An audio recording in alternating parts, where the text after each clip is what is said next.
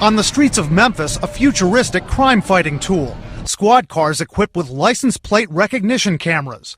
Turning on swivels, they scan plates. The images, processed on laptops inside the police cars and in what's called a real-time crime center. In seconds, a display on his dashboard screen tells an officer if the car's been stolen, if there are warrants connected to it, maybe if the driver's a convicted felon. Surveillance cameras with real-time transmission back to the crime center are popping up all over Memphis. This Memphis Police Department video proudly promotes these new tools, and they're credited with a drastic crime drop in Memphis in recent years. Some of the money for this whiz-bang comes from the Department of Homeland Security. DHS has helped them with the funding in the hopes that someday they will be using this also to, again, look for possible terrorism. Dana Priest co-wrote a lengthy investigative story for the Washington Post on new high-tech tools and data sharing used by Homeland Security and law enforcement. According to the article, more information is being collected on many of us and shared among more law enforcement agencies than ever before.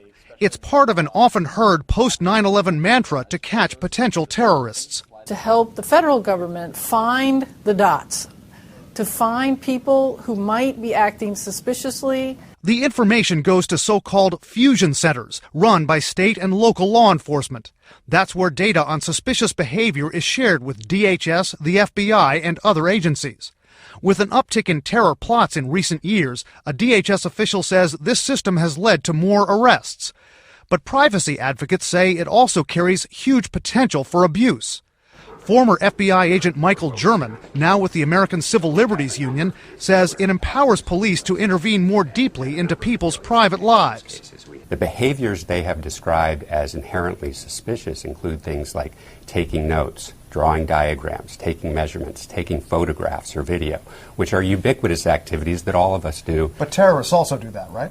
I'm sure they do, but terrorists also put shoes on. But that doesn't mean that somehow tracking every person who puts shoes on or every person who takes notes or every person who takes photographs is somehow a useful practice.